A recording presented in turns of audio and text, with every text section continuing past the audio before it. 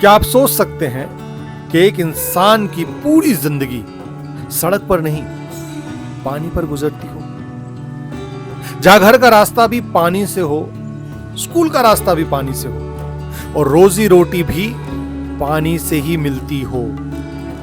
आज मैं आपको मिलवाने जा रहा हूं डल लेक के एक ऐसे शिकारा वाले से जिसने 40 साल से ज्यादा अपनी जिंदगी इस झील के हवाले कर दी। ये सिर्फ एक बोटमैन की कहानी नहीं है दोस्तों, ये कश्मीर की धड़कन की कहानी है। आइए शुरू करते हैं यात्राग्राम का vlog. Welcome to Praveen Ingonia Yatragram all India 365 days 999 character Hunt.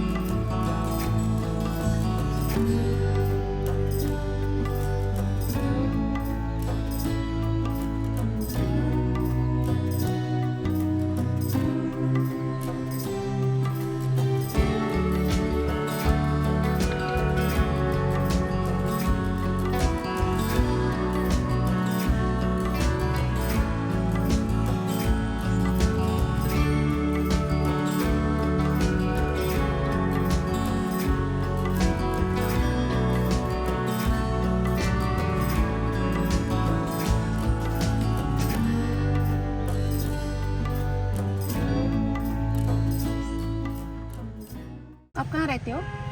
दरगाह में रहने वाला। दरगाह में। अपने लाइफ के बारे में कुछ बोलो। क्या बोले? हम ये है प्रेस वाले। बताओ कैसा कुछ चल रहा नहीं है? बताया, क्या बताएगा? कोई लेना कालीन खरीदता है कोई? कालीन खरीदता है कोई? लेना कालीन फिर बाद में देखेंगे ना। देखो, पहले बताओ कितने का है, क्या है? 2501 2501 10 बाई 12। 10 बाई 12। हाँ 2500 का एक है। 2 को दूंगी 2000। 1000 1000 दूंगी। कितना? 1000। एक पाकू बाया परवाना सी पाकू 1000 दूंगी। मर्जी है। वारा नहीं है आपको तो छोड़ो। अगर 50 रुपये बनेगा ला के कैसे बेचता है? ना ना, खाली 1000, ओनली 1000। 1000 नहीं आएगा। 1000 रुपए 2 को। 2 और 3 बोलो परवाह नहीं। शुक्रिया शुक्रिया। शुक्रिया।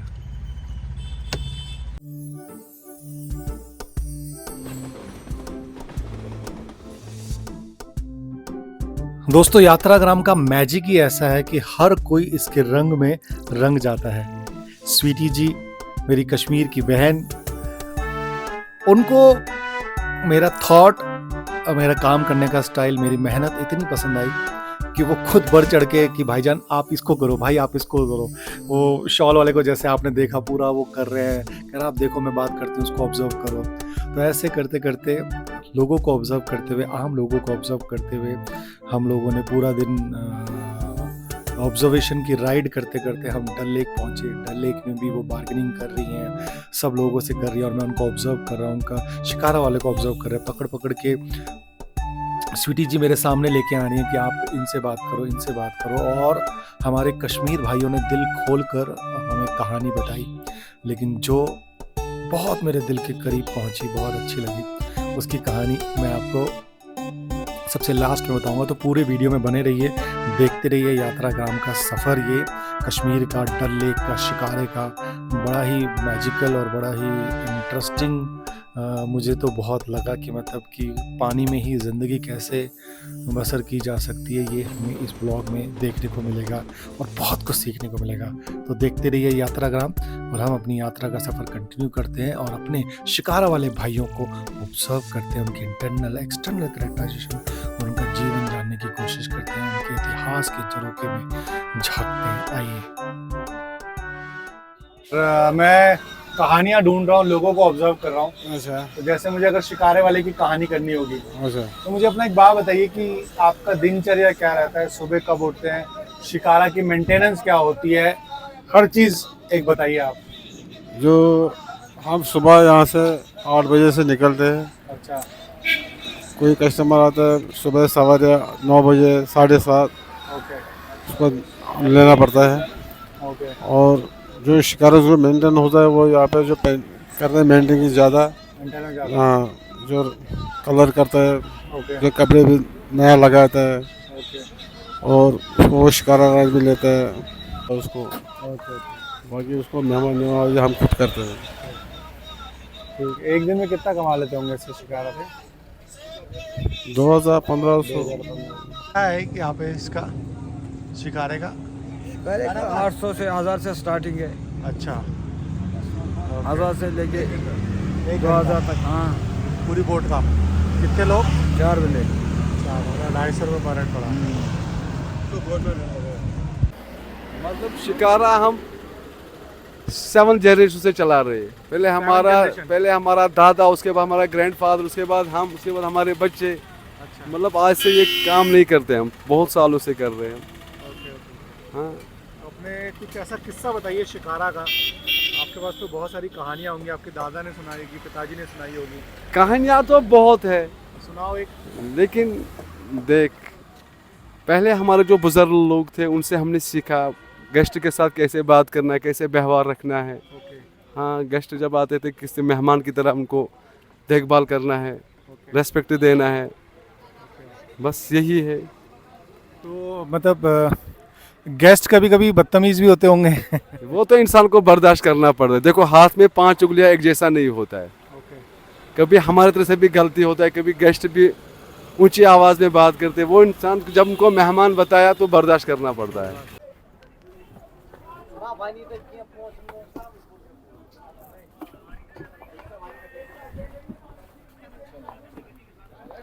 आइए स्वीटी जी।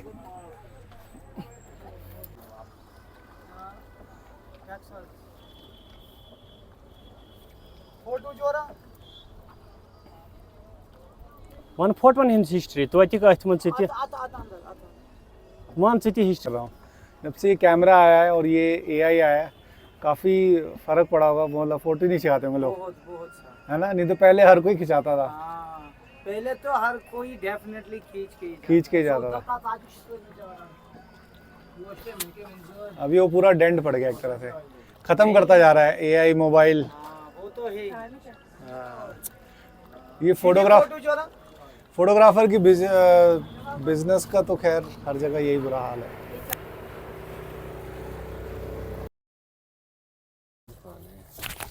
अच्छा है। ये क्या डाला है? गुड़ डाला है? क्या डाला है? सत्तू डाला है? ये ड्राई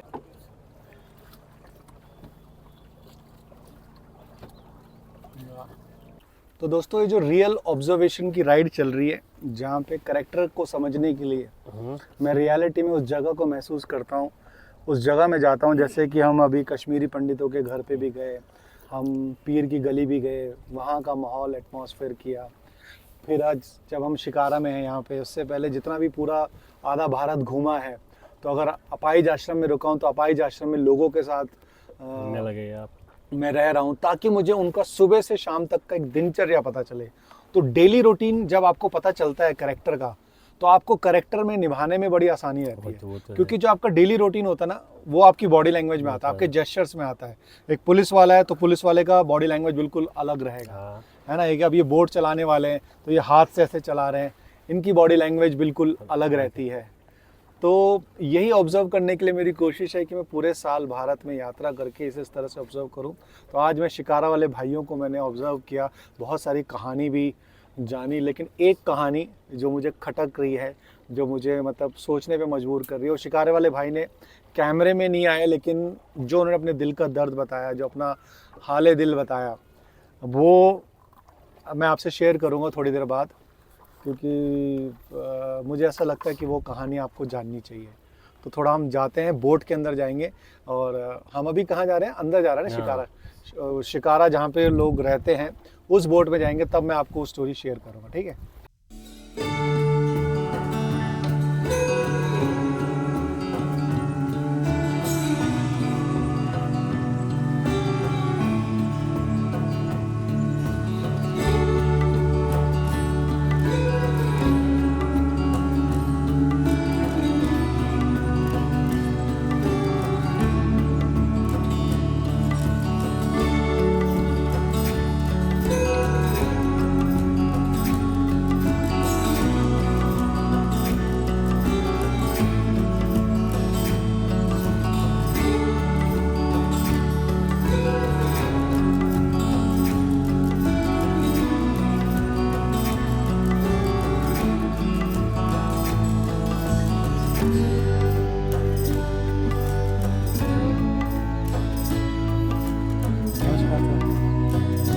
करूँ, फिल्में बनाता हूँ, हो गया थोड़ा सा डॉक्यूमेंट करना है।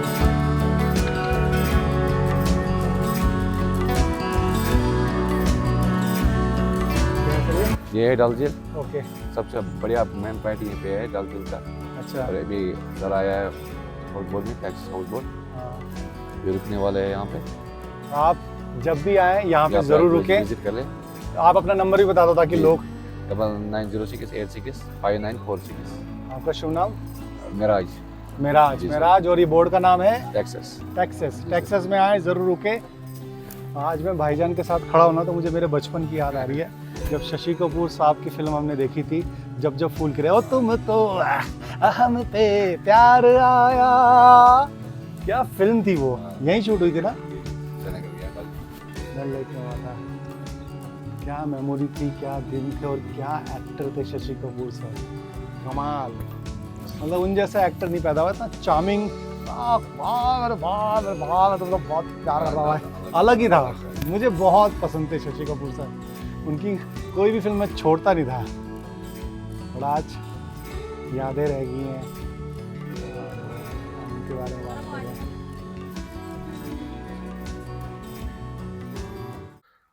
दोस्तों, जिस शिकारा वाले को मैंने ऑब्जर्व किया, उसकी कहानी सुनी, उन्होंने कैमरे में आने से मना कर दिया था क्योंकि वो नहीं चाहते थे कि उनका चेहरा रिवील हो। तो मैंने उनकी प्राइवेसी का ध्यान रखते हुए उनको रिकॉर्ड नहीं किया, लेकिन उनको हमारा थॉट बहुत अच्छा लगा, ये कॉन्सेप्ट बहुत अच्छा लगा 999 रोल करने का, भारत को रिप्रेजेंट करने का। तो उन्होंने अपनी दिल खोल के कहानी बताई। तो आइए मैं आपको उनकी कहानी बताता हूँ। नाम मैं थोड़ा सा चेंज करूँगा क्योंकि प्राइवेसी का ध्यान रखना है। तो आइए हम जानते हैं शिकारा वाला की कहानी, और मैंने उनका नाम रखा है गुलाब नबी साहब। तो चलिए मैं शुरू करता हूँ उनकी कहानी। डल लेक के बीचों बीच एक छोटा सा घर है दोस्तों, उस घर में रहते हैं गुलाब नबी साहब।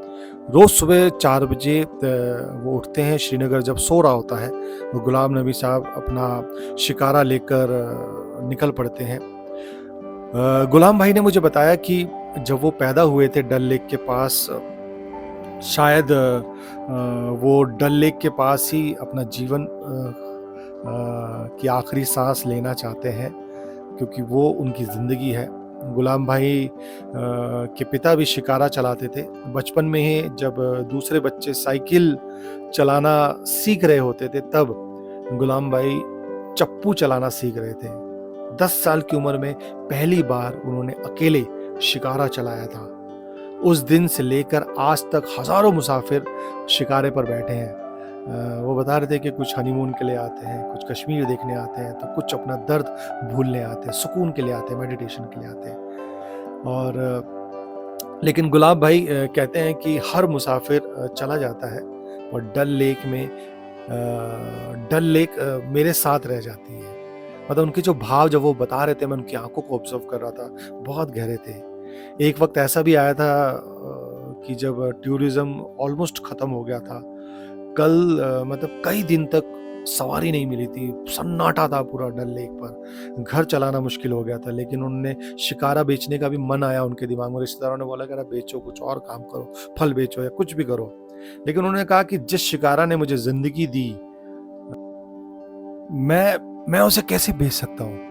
उनका जो शिकारा के लिए प्रेम था, मतलब वो उनकी जिंदगी का एक बहुत प्यारा सा हिस्सा है, परिवार है वो। मतलब वो उतना ही प्यार कर रहे थे जैसे एक बाप अपने बेटे से प्यार करता है।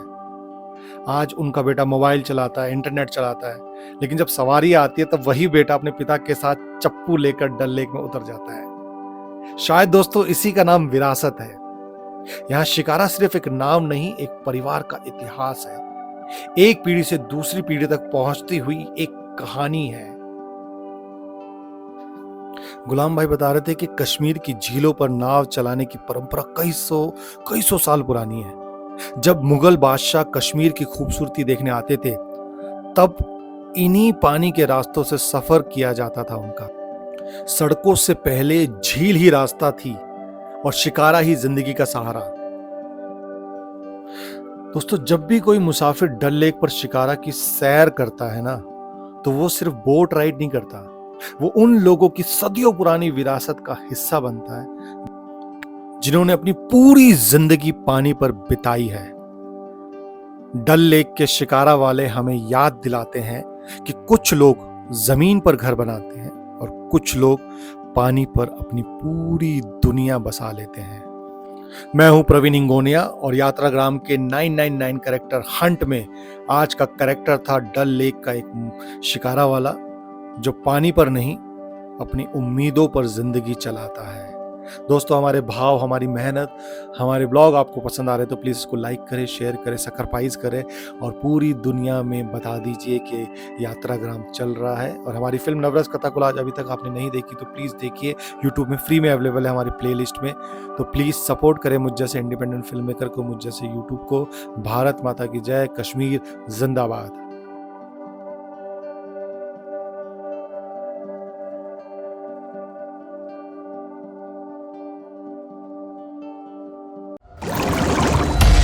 नवरसों का जाल है, मनुष्य सृष्टि ढाल है, कहीं सूक्ष्म तो कहीं विकराल है। नवरस जीवन में जब जब आता, तब तब जीवन जीवन कहलाता।